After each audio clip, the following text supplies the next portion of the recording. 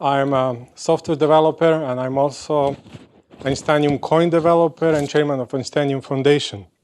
So initially, I thought because it's a computer science related speech to create kind of more technical presentation. But then, like 3 days ago, I invited the two of my friends who are movie makers, so Fred and Sean. They live in LA, and to give them a demo. So after the session, they just told me, "Oh, if you deliver that speech, it's going to be disaster. You know, it's going to be boring, and nobody wants to hear technical stuff." So just tell them like insights into those secretive societies called coins. This is what they want to hear, like how you got attached to it, and what's Einsteinium about, and all of that. So Einsteinium is not that secretive. Actually, we try to be very transparent. Most of coins are, but here we are. I'm going to talk about that. So, since like missing number, like 2009. 2009 was a big year for Bitcoin and for myself too, because in 2009, first Bitcoin block was mined. A year earlier, in 2008, Satoshi Nakamoto released Bitcoin white paper. And for me, it was important because I got stuck at that traffic jam. I lived in a small town of Kenosha in South Wisconsin, and I was doing, I had you're from there? Nice, close. So I had a small consulting business, and I would drive either to Milwaukee or to Chicago to visit my clients. Some of them were, sometimes I had ability to work, remotely from home, but often I had to go there like for business meetings and just to do coding on inside the firewall. So one day after I finished the work, office hours, I took my car and started driving home. And highway was like parking lot, so I got stuck at the traffic jam. And when you are in traffic, you turn left and right and you watch people. And those, cars are our small homes. Like you can see people eating pizza or girls putting makeup, or I even saw, guys shaving. So because they're busy, they're working and they don't have time to. They don't, they are either busy or commuting. And I turned on the radio, and there was a talk like how economy is going down, like how everything is bad. And if it was on some other place, probably it wouldn't catch my attention. But at that time, what I was seeing and what I was hearing just didn't match. Like I thought that economy is just like the sum of our all of our activities. So if we all are doing our job, like if we are going to work, like how come economy can be bad? And it was clear to me there is something that I don't understand. There is a missing. So I wanted, like, I feel emptiness. I wanted to kind of educate myself and just to answer on some questions like, where does money come from? Have you ever thought about it? I think it's an important question. Like, and if you start digging, you might open your own Pandora box. So, and I always wanted to kind of educate myself a little bit more. It was, it's not that I did not have good education. I went to some good schools and all of that, but I was a bad student. I had a hard time to finish the high school, and also university. It took me longer, and partially because I took classes that I really didn't like. My parents were like job security driven. My father was manager in big telecom company. All my friends were in telecom, so they thought if I just take telecom classes, like it would be easier for me to find a job. But I always loved computer science, and if I was not playing games, I was with my PC coding since age of 14. And later on, like I as soon as I finished university, I came to US because I also, beside more education, I needed more freedom. And later I figured out that actually those two things are kind of related. Like you get into more freedom by educating yourself more. So, but anyway, at that time I just wanted to learn about macroeconomy. So, but how I could learn, like if I spend all the time in either traffic, either commuting, or coding in the office, or just going through tutorials and all of that. So I decided to kind of take only remote contracts, so to free myself from traffic and have more time to just study. And I even go further, like I found a great talent. His name is Vladan Božilović. He's actually a lead developer at the Einsteinium Foundation. I'm more like on the business side now. And I shared the work, and he helped me a lot. And I started, just reading everything that I was interested in. And this is how I got introduced to Bitcoin, because around that time, white paper popped up, and I did not jump on the train immediately. It took me quite some time. And because I was scared a little bit, because I learned at that time, it was illegal kind of to do some peer-to-peer stuff, share content. And I also heard stories that, drug cartels are using it, to pay across the borders. But actually, the money, similar to any other power, it's nothing illegal to have. It's just what you do once you have it. But anyway, I got introduced, and after 2 years of kind of doing that, actually,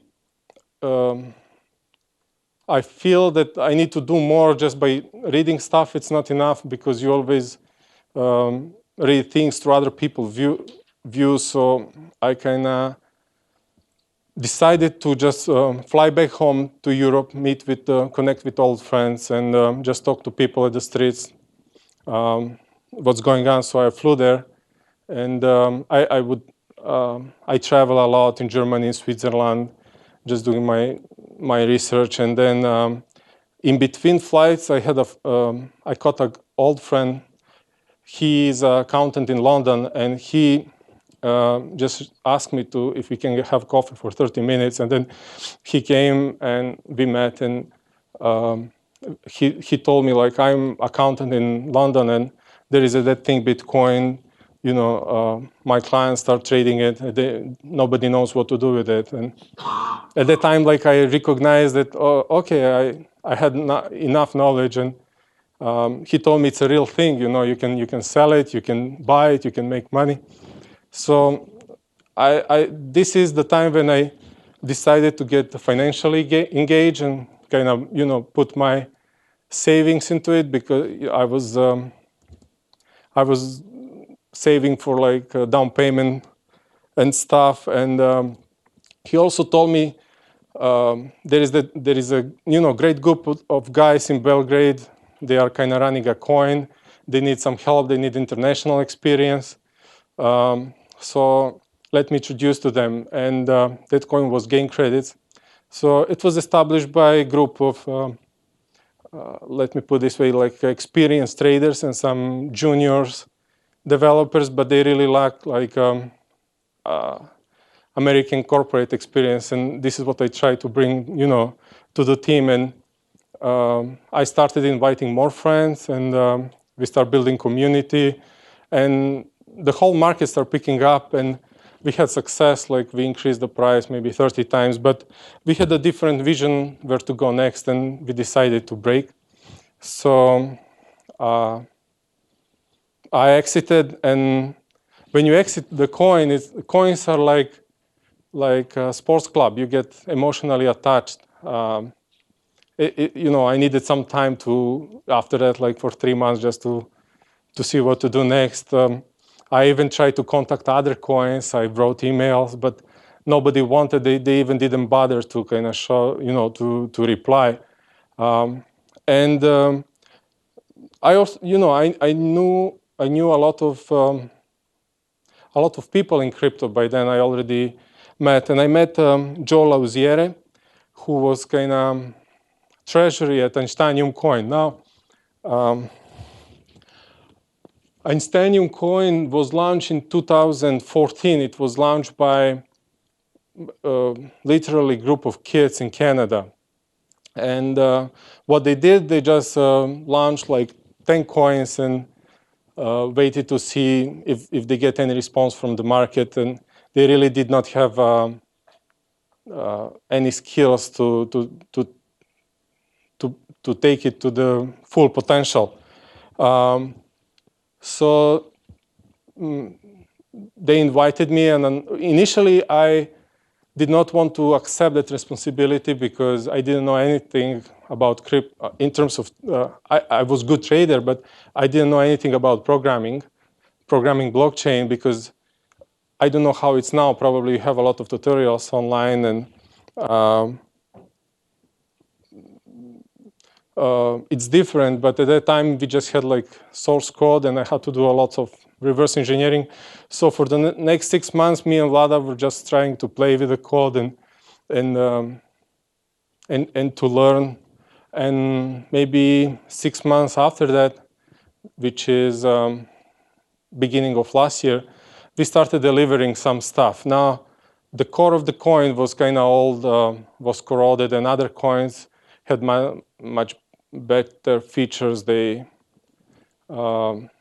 had to build the infrastructure first, like bring nodes to online and all of that. And you can see like on the graphic above that it was all flat, and then it started picking up. So Einsteinium was unique. It had pretty much few unique features. And one of the, let's say, two important are that one is wormhole feature that I'm going to talk about just in a bit. And the second one is it's a mining tax. Because the mission of Einsteinium is to find science.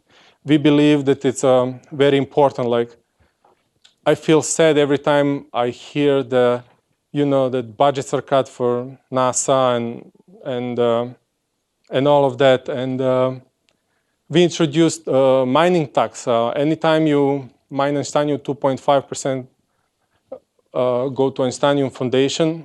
And I know before us there were like attempts to kind of fund a few projects. Since I joined, we just opened new program, Einsteinium Awards, that's going to be executed during the summer and back in September. And the winner will be announced in September. But I know in the past they tried to fund like 3 projects, and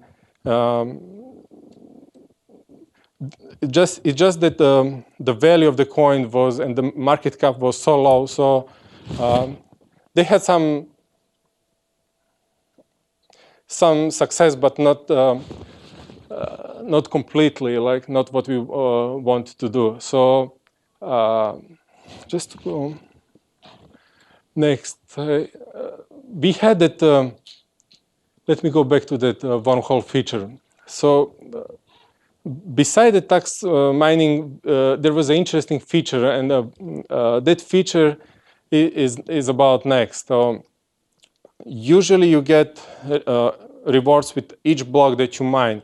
And once a month during 3 hours time frame, Einsteinium was programmed to create 300 times more reward than in regular hours. And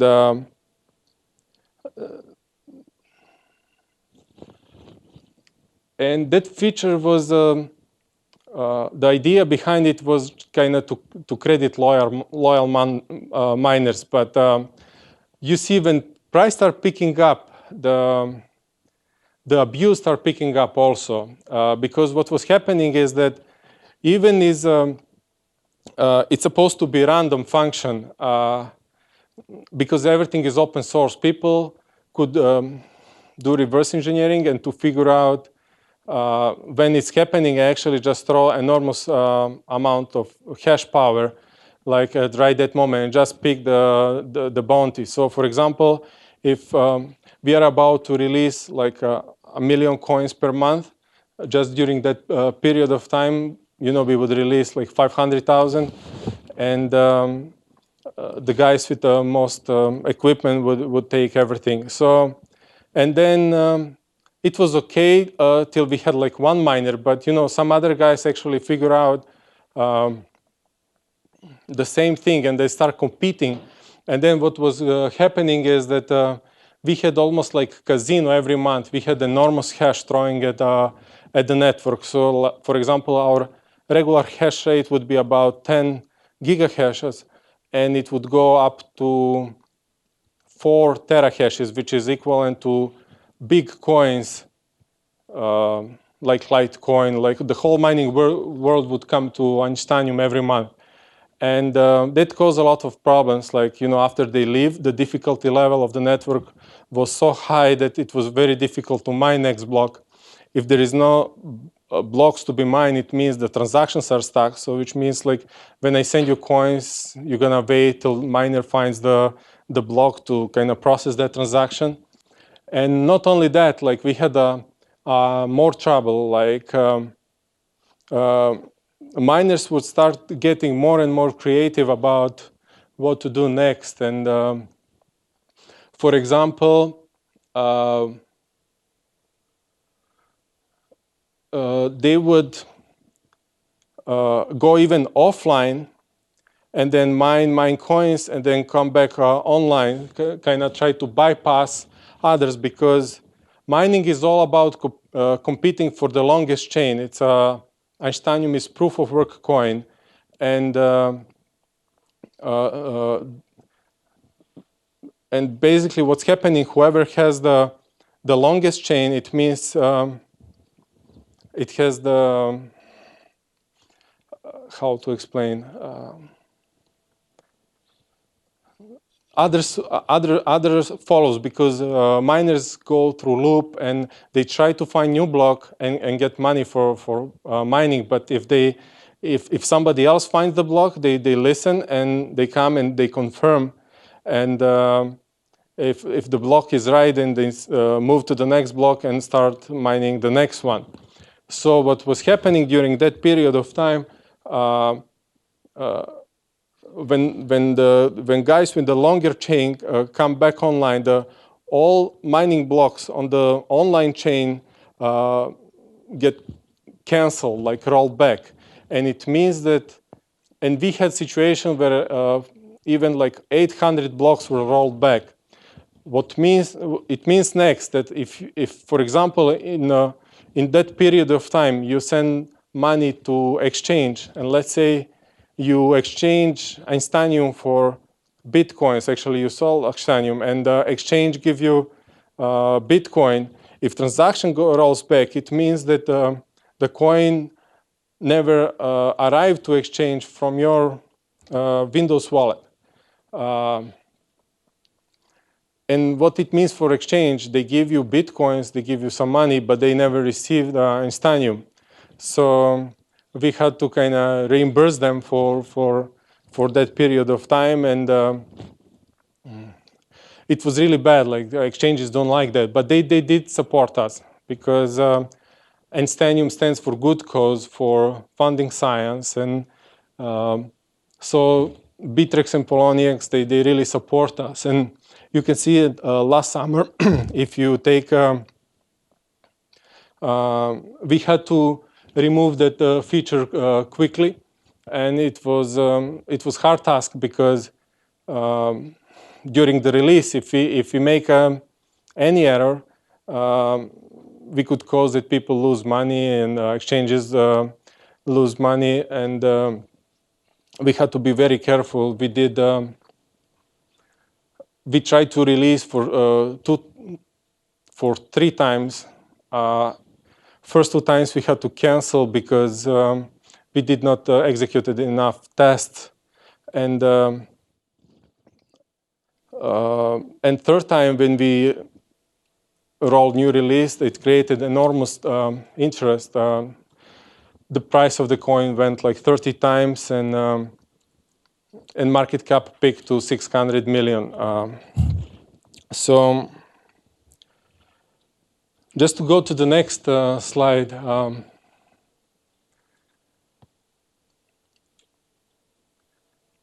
In today's world, groups rise the power, and cryptocurrencies have power to connect people. And till we see, like in the past, what one scientist like Nikola Tesla was enough to create a product. Today you need like 2,000 people to put even simple product, you know, whatever it is, TV, iPhone, anything. So till the second thing is till we are fighting, with boots on the ground. The only our sphere where we are working together, where people easily find common language, is actually it's science. So it's kind of natural if you have cryptocurrency, they have power to connect people, and you have the area of life where like people do want to work together on something and easily find common language and have common goals and drives. You can see that really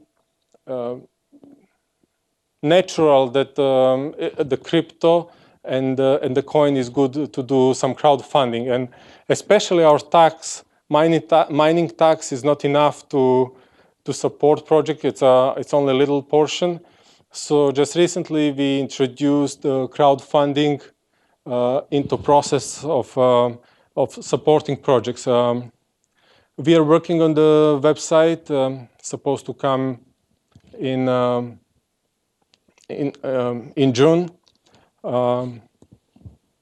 We have, along with Einsteinium Awards, we are dedicating 100,000 coins from our fund just to fund like a simple, to find some project, but would be good if others join. And let me give you an example. Like since we published that, I got a lot of emails. Like every day, like we get emails, and this is the interesting project that I took as example. What we are trying to do. It's about diabetes. World Health Organization stated that diabetes is a pandemic, that about 30% of population has diabetes. And for diabetes, there is no treatment or cure. You can only do maintenance by taking insulin, injecting insulin, or taking pills that stimulate pancreas to produce insulin. And if you want, there are here and there some medical trials. And medical trials are kind of processes where in research hospitals, researchers kind of first form research program if they want to do, and then first they get approved by board, and then they go for money, and usually they go to money, and but that organization is mostly funded by pharmaceutical companies.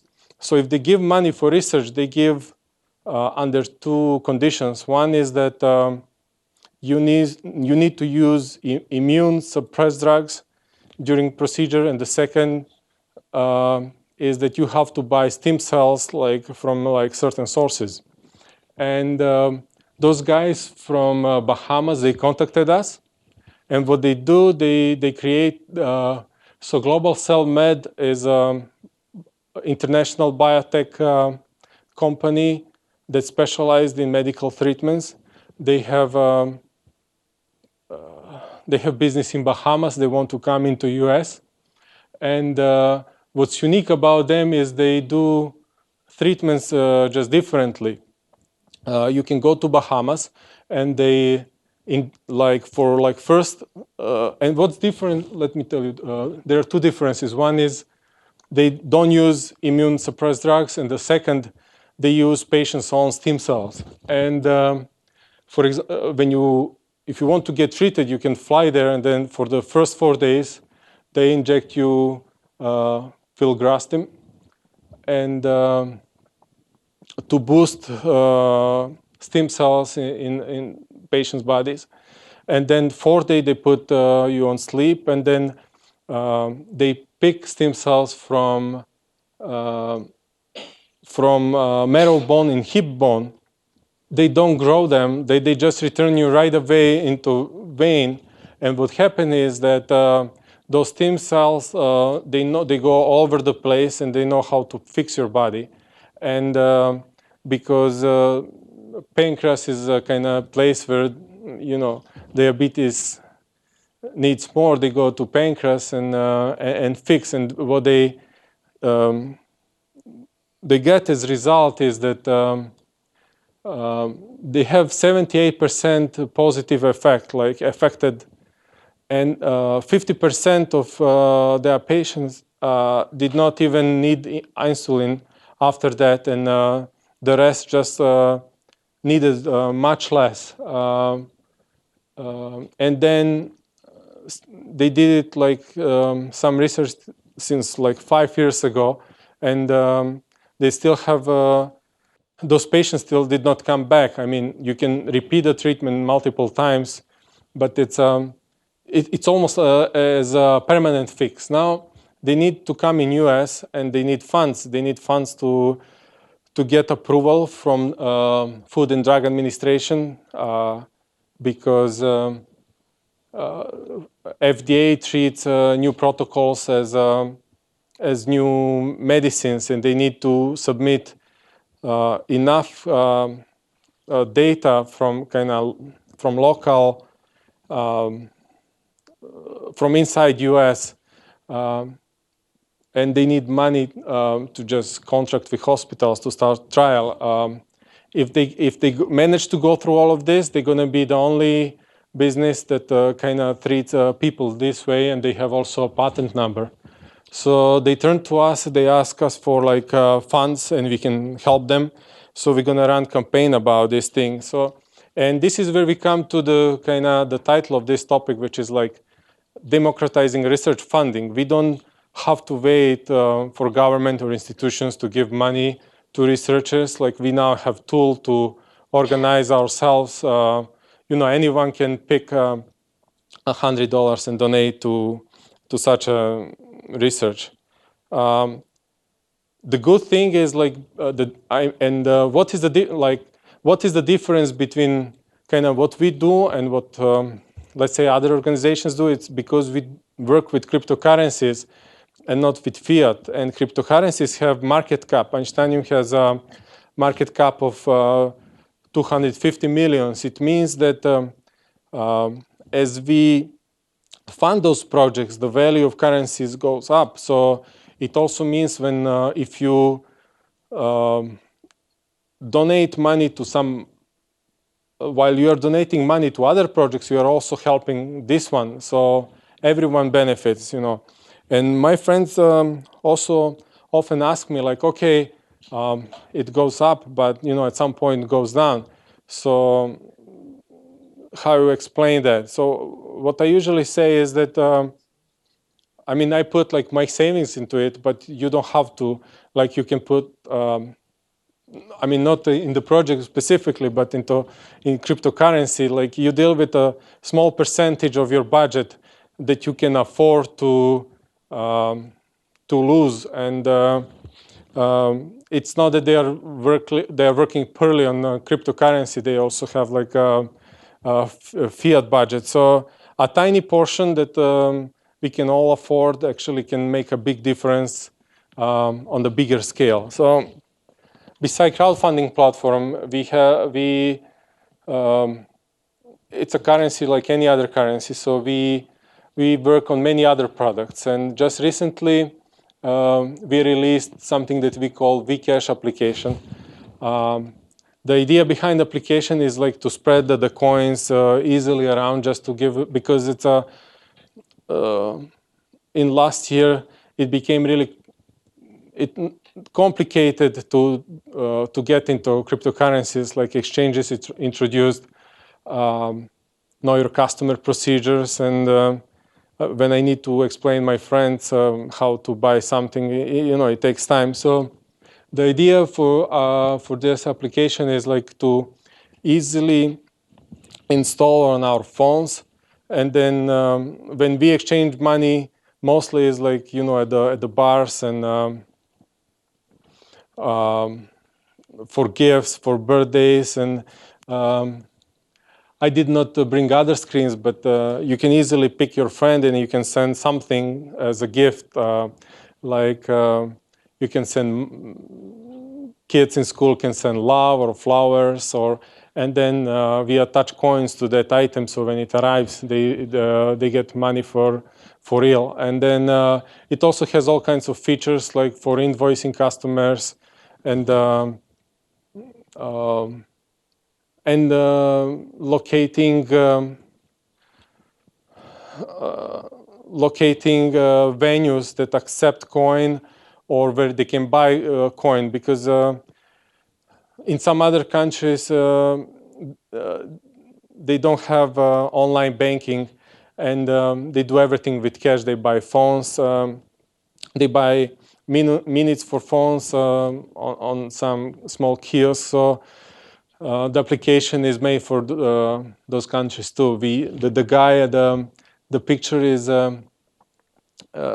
it's our commercial that we prepare to launch, and this is how application looks like. We're planning to launch also marketplace based on Einsteinium coin. You can put some items and sell like a small Amazon, and then the zero risk platform. That's a platform meant for people they don't like to risk too much. That's why we call it zero risk. It's on the opposite side of spectrum of margin trading. Margin trading increases the rewards, but decreases the risk. And with this, we're gonna build some protocols to minimize the risk. Okay, so if you have any questions, like I can answer, and then I can continue to talk about a little bit some other technical stuff. So when you say minimize the risk, do you mean due to currency fluctuation, or due to loss of the currency due to being hacked, or or the intermediary being hacked? No. Currency would stay on our kind of servers, so we're gonna be kind of responsible for protecting from hacking. But many people do. Average person does not want to maybe to do trade. They don't does not want to take a risk. So basically, what you want to do is when you invest money, you want to gain a little bit every year, maybe not 200,000%, like what we had last year. Maybe 100% would be enough. So there are mechanisms like how you can do that by insuring your dollar amount. Basically, will be able to come to the website and then to register, and then put $1,000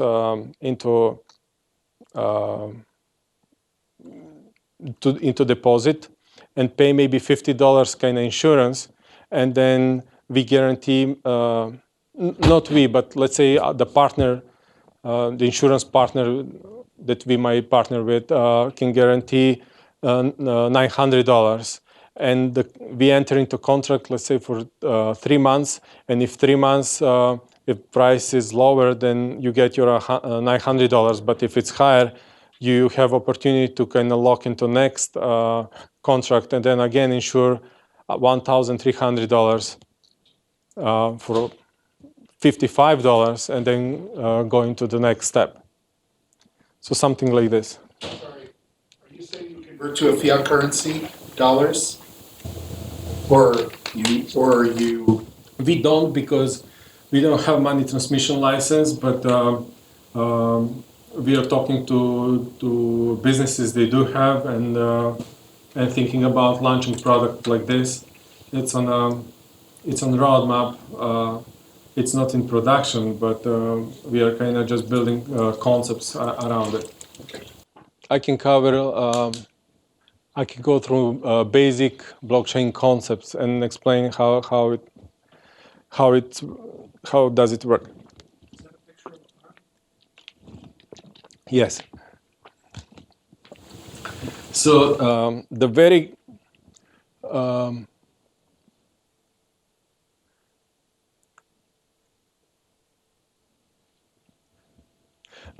the core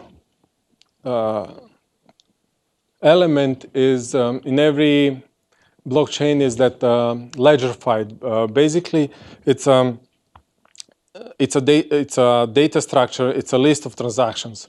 What we do, we pack those transactions into some frames. Those frames we call blocks.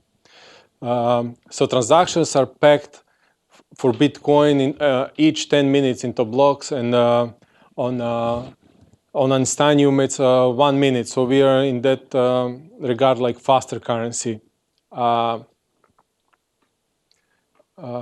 Once they are packed and committed to ledger, it's really hard to go back and to change transactions. And in order to do this, and it is because we have a big computing power behind it to ensure that transactions are valid.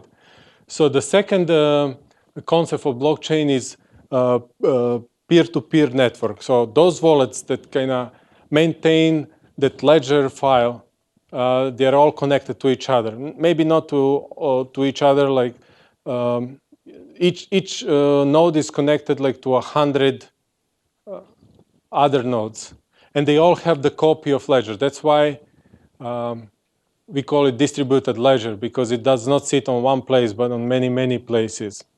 And third concept of blockchain is transparency. What transparency means that we can see on blockchain amounts, but we don't see who is behind those amounts. This is also where privacy and pseudonymity comes into the picture. In real world, you cannot always choose your business partners. You can choose your friends, but business partners you don't choose, and sometimes you have to work with people that you don't know. So that's why we use third party and middlemen that we trust, and those third parties are banks and accountants and governments and notaries and or cash, just simple cash. So now I don't want to say that blockchain has power to replace them, but kind of to minimize the effect.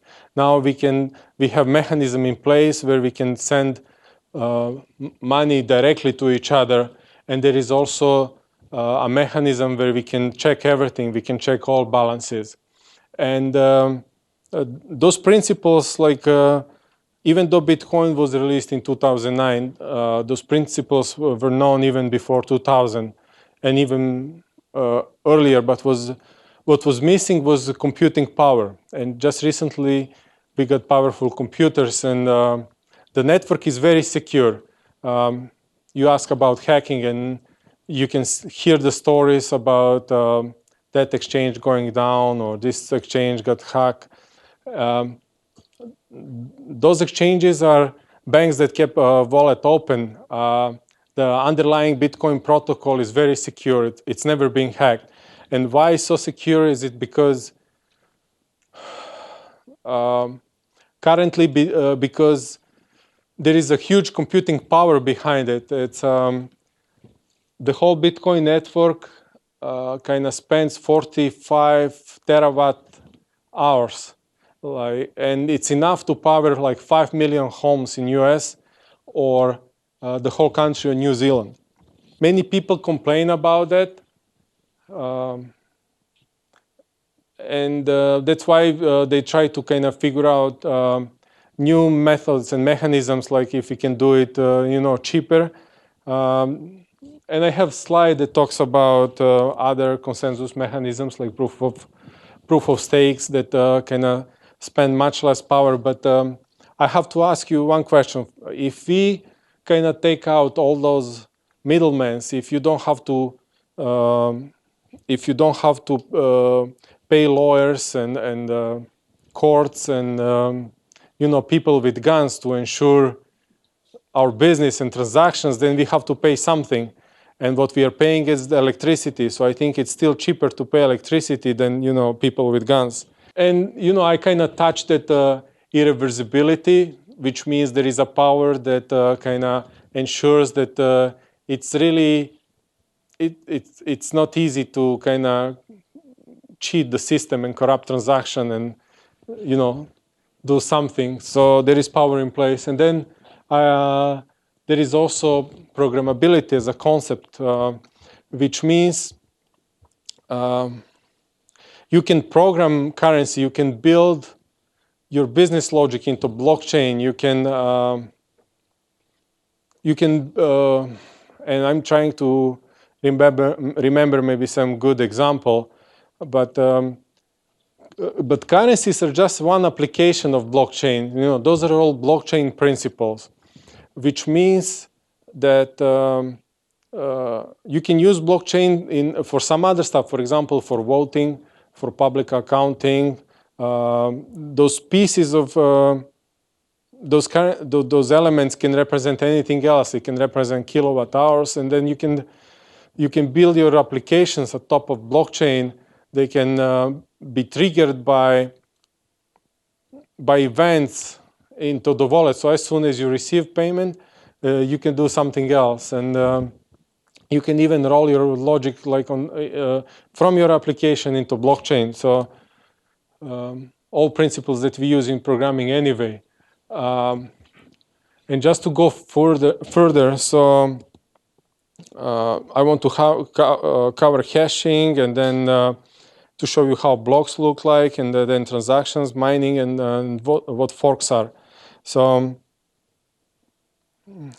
I don't know, do you have any questions, or I can go further with this? So what's going on when I send coins from my wallet to your wallet, for example? My wallet defines transaction and then submits transaction to miner. Miners constantly miners do two things. One, they constantly listen, like if they're receiving transactions, and then validating if transactions are okay, and then they are trying to put enough power to solve the mathematical equation. And if they solve equation, they broadcast to all other miners that they have result. So the result is accepted. The miner gets credited, and then they move to the next. And how they do in our experience, it looks like we are sending coins from. So I'm talking about transactions. I just don't go by the order because transaction is the most important thing. So we have impression that coins go from wallet to wallet, but what's actually happening is that transactions go from the coins go from transaction to the transaction. So in order for me to send 10,000 coins to someone, I need to kind of prove that I received those coins. And then if you see that, for example, transaction 6, transaction 4 and 6, transaction 4 received 20 coins from previous transaction. We use mechanisms of public and private keys to do that. We need to sign incoming transactions, and then we sign outgoing transactions, and this is how we confirm that those are like those are the owner's money. A private key and public key. We use them like everywhere. We use them, for example, when we store passwords in No, I get confused, sorry. So it's like we use hashing for storing passwords. We create public key based on private keys, and public keys we can send to everyone else, but private key we keep for ourselves, because stuff that we are receiving, other people are packing and encrypting content with a public key, and they send to us, and then we are decrypting with private key. So if someone gets into possession of your private key, they can have your money. So it's important to keep your private key backup and secure. So once that a transaction come to miner, miners, because they get multiple transactions, they hash them, and hashing is this thing here. So hashing is a one-way function. It's a function to encrypt stuff. So hashing output has the same length regardless of what we give like input. So and this feature is used. It's good for checking the big amount of data, because if something changes into output, we can easily spot if output is changed. And this is one-way function, so it's very easy to go from input. Very easy to go forward. It's very easy to check output based on the input, but if you go other way around, it's very difficult. That's why it's all. And then when we hash transactions, we actually hash each transaction, and then we hash hashes, and then we pack everything into one thing and imprint it to block. So block has kind of header, and it has that body. The body is just the hash of all hashes. We call it Merkle root, and then the header has also some other hashes. It has previous block hash. It has some other flags. As we are processing those transactions, we are adding latest one to the top of the chain. And the next thing I want to cover in terms of those concepts is forking. So I talked earlier about orphan blocks, and sometimes it happens that two of miners find a block at the same time, and how they if they find block at the if two miners find block at the same time, one block is usually accepted by the rest of the network, and the other is rejected. Those rejected blocks we call them orphans, and beside those are kind of occasional forks, but beside that we have hard forks and we have source forks. Forks basically means new releases. If we every time we want to improve something in the blockchain, we release new version, and the new rules start from a certain block number, and then it means that everyone in the system has to kind of switch to update. Otherwise, they will be on the wrong chain and isolated. Like they would not be able to send transactions to exchanges or to friends. I want to talk a little bit about blockchain types. We have the currency that we know are usually public chains. Public means that anyone can download the chain and kind of do audit and go through the balances. But they are like you can make them also private. You can release the chain and give wallets just to certain people. And usually banks or big organizations, they like, they use private chains. So then we have chains that are like based on proof of work or proof of stake. We talk about, I just started talking, I talk a little bit about proof of stake. Basically, proof of work means that you get new coins based on computing power. You need better equipment, and for proof, you get new coins if you're a miner based on the computing power that you have. So people tend to buy stronger machines to do the mining. Proof of stake, you get coins based on proof of stake is different.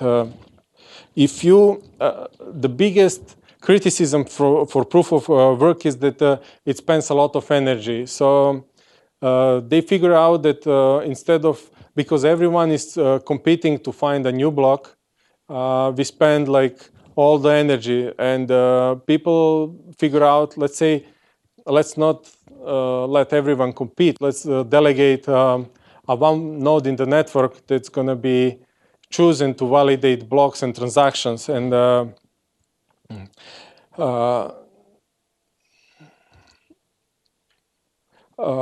instead of everyone trying to do. If you need more computing power, you add more processor, and this is how you get computing power. I don't know really how to explain. This is kind of, it's against some crypto philosophy, because if people tend to get together to create more power, and this is how we get into something that we call mining pools. And this is also dangerous, because if big mining pools get together, they can have a majority into voting. So when they, if they can also start approving like fraudulent transactions. So what? Making a mafia. Yeah. So in order to kind of limit that, we came with idea to kind of feature memory access. Memory access has each memory has bandwidth, and you have to wait on memory to get data. So it's not easy to scale. When you try to add more memories, you still wait on that response time, and this is something that can be used in mining. So many coins kind of use that that feature that kind of prevents people from getting together, creating mining pools, and kind of taking advantage of the big hash power. We have I listed here like coins that they use compute-intensive algorithms. Those are like, and first algorithm that came out was SAJ 256. It was released by NSA, was made available for the public, but as first, very quickly after that,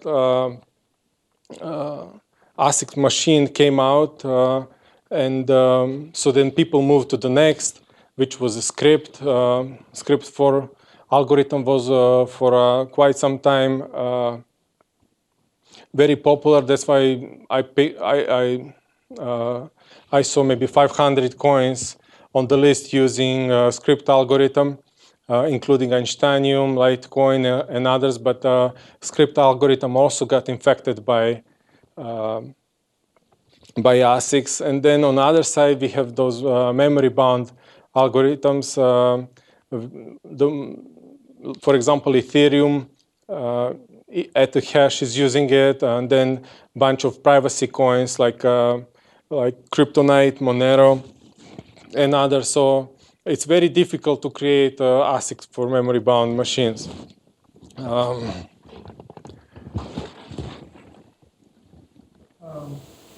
Yes? These are all slightly different type of algorithms.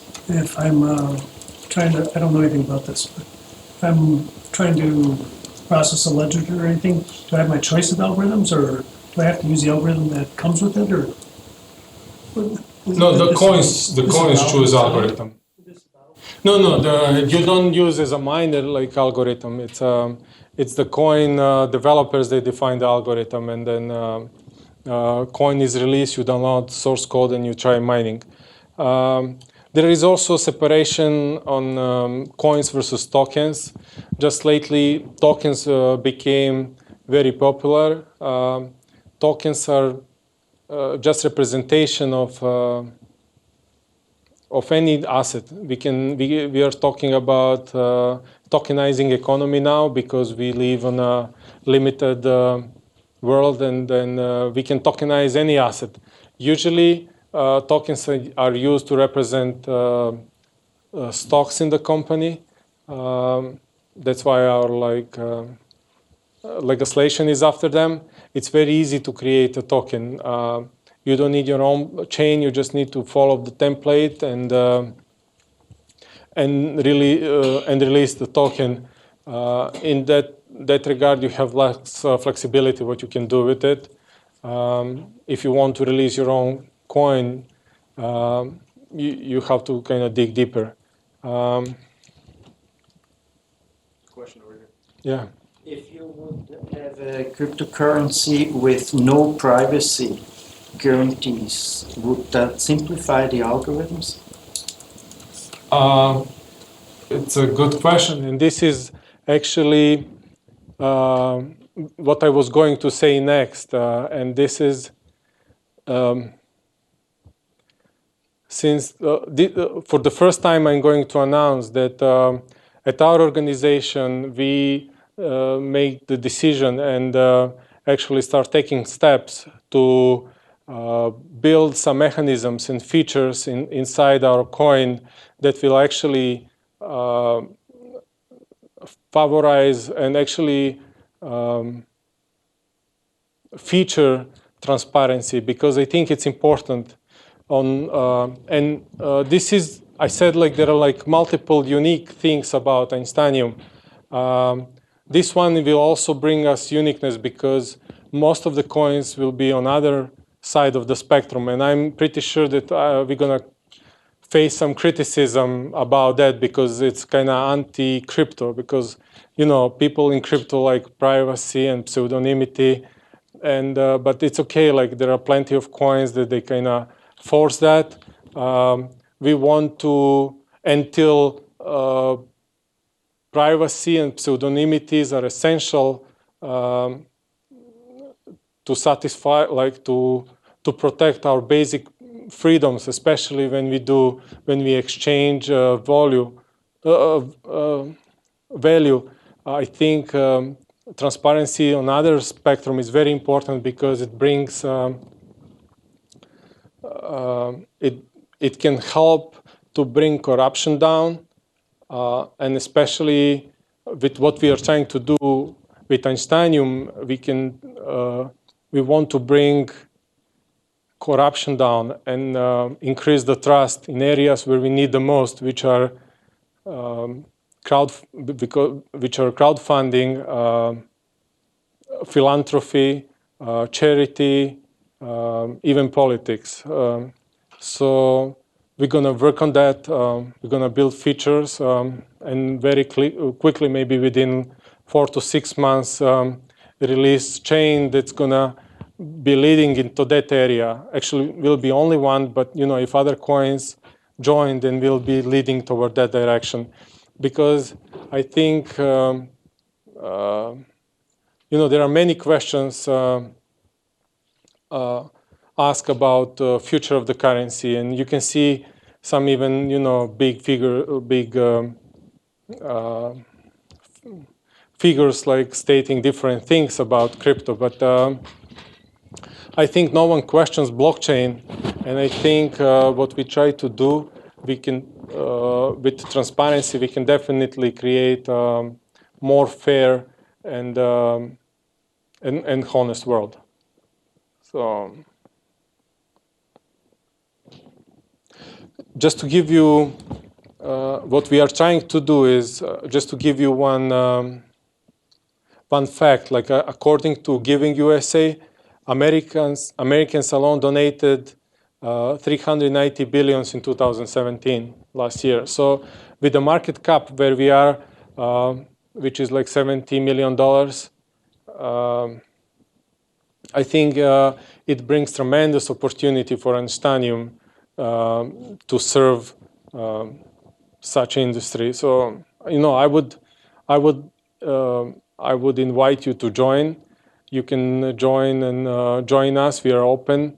You don't have to work full time. You can dedicate as little as 1 hour a week or a month or something. But you can join our core team, or you can join in promoting and any way you want. Here is my contact info. Thank you.